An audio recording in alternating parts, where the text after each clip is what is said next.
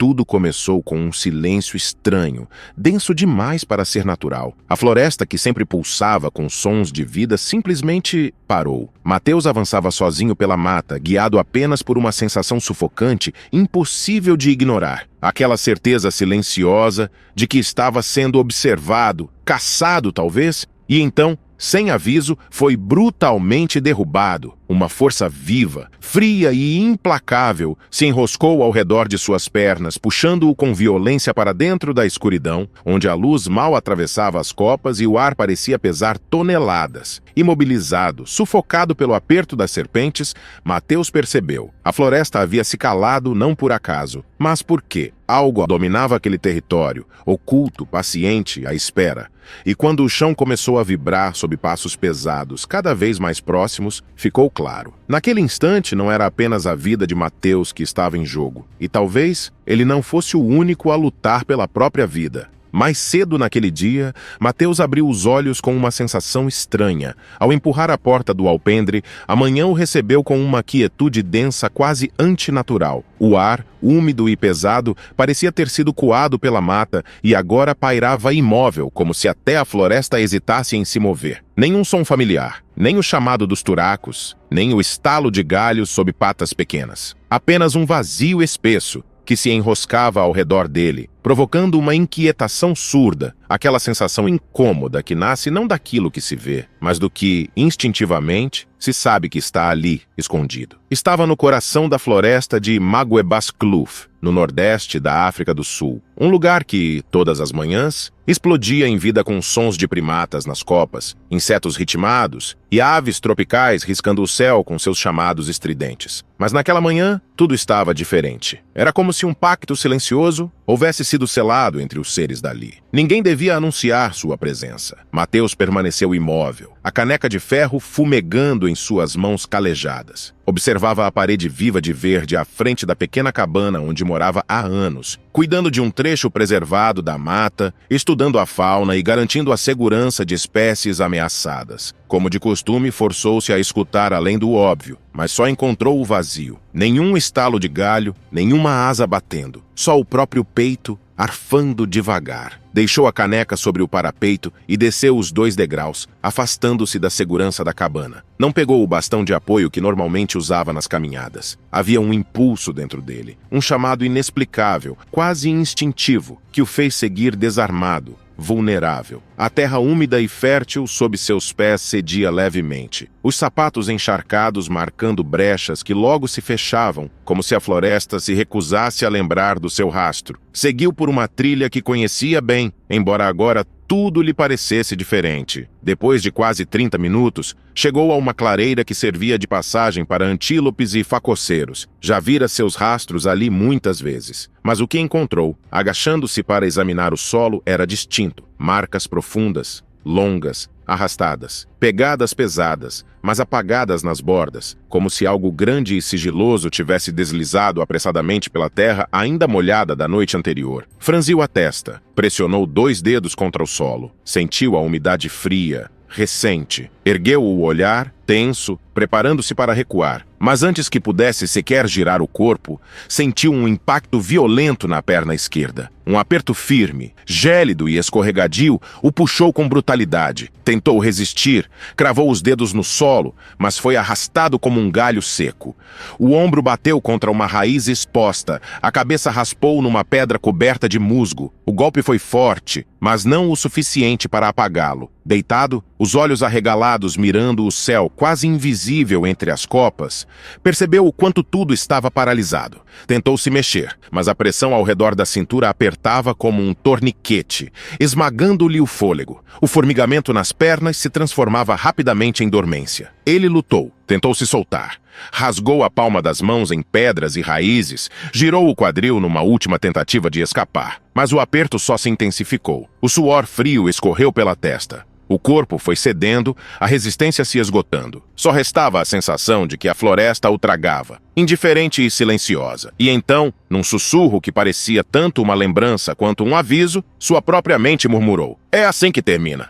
De repente, um estalo seco vindo do alto, à direita, seguido de um arrasto sutil, depois outro, abafado. Não foi um som que Mateus reconheceu de imediato, mas provocou nele uma reação visceral. O corpo inteiro se enrijeceu, o coração disparou, e nesse instante, uma estranha percepção emergiu, não como um pensamento claro, mas como um pressentimento animal, um aviso silencioso vindo de dentro. Ele não estava apenas caído, machucado, estava sendo contido. Um incômodo se transformava agora em dor, uma pressão firme no tornozelo, um aperto frio que subia pela perna, se enrolava até a coxa, contraindo seus músculos sem piedade. Só então, entre a névoa da visão e o zumbido do sangue nos ouvidos. Logo, Mateus sentiu outro aperto, mais violento, na cintura, apertando-lhe as costelas, esmagando a respiração, como uma corrente viva que se ajustava a cada movimento involuntário que ele fazia. E só então percebeu. Eram corpos, longos, frios, apertando, envolvendo-o com uma força que não era humana,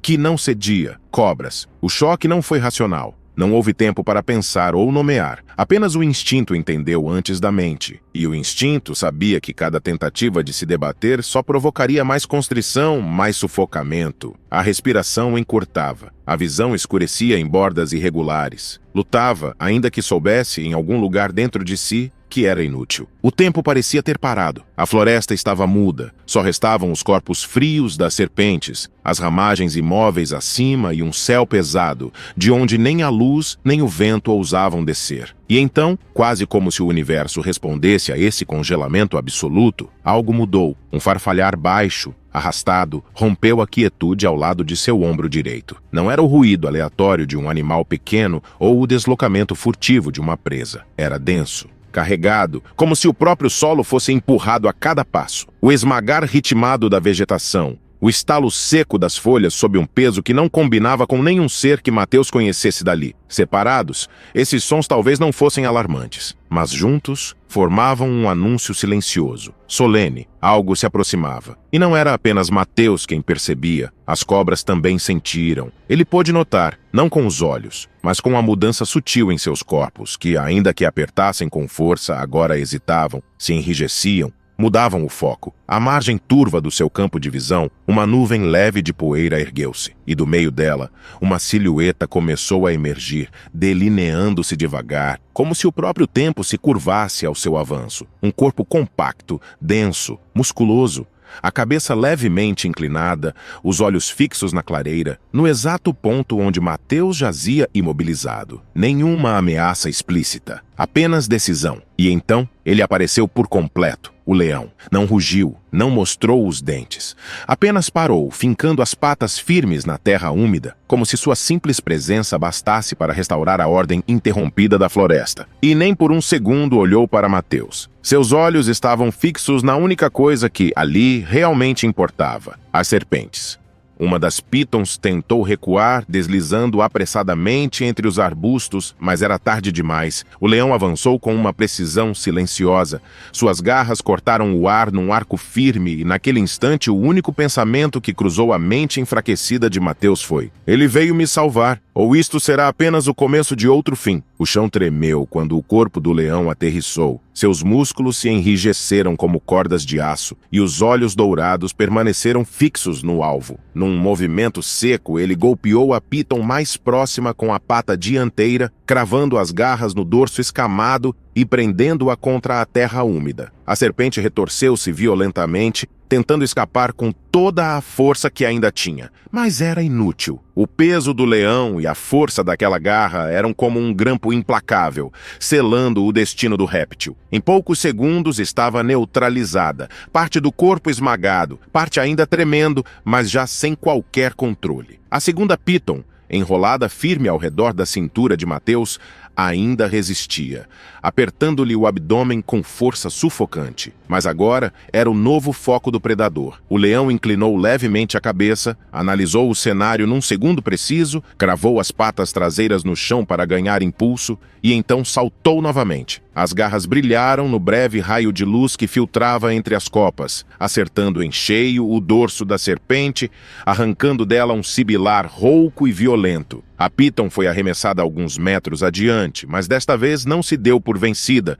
Girou o corpo espesso e, num reflexo rápido, avançou contra o leão, arqueando-se para um bote, mirando o pescoço. O embate feroz começou ali mesmo, entre a grama molhada e os arbustos partidos. Dentes, escamas, garras e músculos se entrelaçaram numa sequência frenética de golpes e investidas. A terra soltava pequenos jorros de poeira e folhas a cada movimento. Mateus, ainda estendido no chão, semi-inconsciente, sentiu o aperto em seu tórax afrouxar. O ar voltou a circular, ainda que com dificuldade. Ofegante, piscou várias vezes, lutando para focar a visão, e então viu a silhueta do leão movendo-se com força e elegância, enfrentando a serpente com uma fúria controlada. Pela primeira vez na vida, Mateus se sentiu absolutamente impotente, frágil, quebrado, mas ao mesmo tempo tomado por uma estranha e profunda gratidão. Ali estava, no meio de uma floresta que tantas vezes percorrera como senhor, agora reduzido à condição de um homem salvo, não pela inteligência ou força humana, mas pela intervenção silenciosa de outra criatura viva. E enquanto observava, percebeu. A serpente já não estava mais em seu corpo. O aperto sufocante se desfez, e junto com ele, as últimas amarras que o prendiam àquele instante de puro desespero. Após um breve momento de hesitação, como se calculasse o próximo movimento, mudou de direção e se aproximou. Com um impulso firme, cravou a pata pesada sobre o dorso da Piton. O impacto fez o chão vibrar. A serpente, surpresa, tentou se desenroscar num movimento frenético, mas falhou. O peso do felino era absoluto, incontestável, e naquele instante Mateus conseguiu, pela primeira vez em minutos eternos, puxar uma respiração profunda. Seu peito expandiu-se bruscamente, enchendo-se de ar. O oxigênio invadiu seus pulmões e, com ele, a súbita dolorosa constatação: ele estava vivo. Mas como se a própria floresta decidisse que a paz não viria tão facilmente, tudo mudou. Quando o leão recuou ligeiramente para se reposicionar, as duas cobras que até então estavam dispersas reagiram com uma precisão letal. Uma se lançou ao redor de seu pescoço, apertando com força os músculos espessos. A outra se enrolou ao seu torso, comprimindo-lhe o tórax. Desta vez, o leão não teve a vantagem. Lutou. Tentou golpear com as garras, virar o corpo, cravar os dentes nas escamas que o sufocavam. Mas as serpentes, movendo-se em sincronia perfeita, o imobilizaram gradativamente. A cada esforço, o felino perdia sangue. Sua respiração tornava-se mais curta, mais desesperada. Seus músculos, outrora tensos e poderosos, já não respondiam com a mesma precisão. De repente, toda a floresta silenciou. E então, um som irrompeu, quebrando a quietude como uma lâmina, um rugido. Não era um som qualquer, era grave, feroz, o grito de um ser que, mesmo diante da morte, se recusava a partir em silêncio. Ecoou pelas copas, reverberou pelos troncos grossos e pelas raízes ocultas, atravessando a mata como um chamado antigo, algo que parecia mexer com a própria estrutura da floresta. Mateus, trêmulo, tentou erguer-se do chão. Os braços falharam à primeira tentativa, mas ele insistiu, rastejando até onde o leão tombava. E então seus olhares se encontraram. Ali, no meio da mata, entre o cheiro de terra molhada e sangue, o tempo congelou. Não houve palavras. Nem era preciso. Aquele olhar foi uma sentença e também um legado. O leão, com um último suspiro, tombou por completo. O pescoço relaxou. A cabeça repousou suavemente sobre a terra negra e úmida. O sangue escorreu devagar, misturando-se à poeira e às folhas. A respiração rarefeita do animal se extinguiu, até que, enfim, cessou. As cobras, como se também reconhecessem o fim, começaram a recuar. Não fugiram, apenas deslizaram lentamente de volta para o interior da mata, sumindo entre as sombras, como espectros que nunca deveriam ter estado ali. Mateus permaneceu de joelhos, estendeu a mão trêmula e tocou-o pelo grosso do leão, ainda quente, e naquele toque, sentiu um peso imenso desabar sobre o próprio coração. Aquilo não fora apenas uma salvação, não fora apenas sobrevivência. Fora uma batalha travada por outra vida, por uma força silenciosa que, sem pedir nada em troca, lutou até o fim. Fora um sacrifício. As horas passaram e Mateus continuou ali, imóvel ao lado do leão. Não falou, não chorou, porque algumas emoções simplesmente não cabem em palavras, e há despedidas que só podem ser feitas em silêncio. Quando o dia enfim se dissolveu na noite e o céu dourado deu lugar ao manto estrelado, o vento voltou a soprar entre as copas. Os pássaros, um a um, retomaram seus cantos. A floresta, que antes havia suspendido sua respiração, agora parecia aceitá-la novamente. Mas Mateus sabia, aquele leão, aquele herói silencioso, agora fazia parte da terra, da raiz, da história da mata. E quando finalmente retornou, com o corpo ferido e a alma ainda mais, não levou apenas as cicatrizes daquela batalha, mas a marca indelével de um heroísmo silencioso e ancestral. Uma história escrita não em palavras humanas, mas na linguagem muda e eterna da natureza. Se você se emociona com histórias como esta e quer continuar descobrindo mais relatos incríveis, não deixe de se inscrever no canal. O seu apoio é fundamental para que possamos continuar compartilhando essas histórias tocantes com você.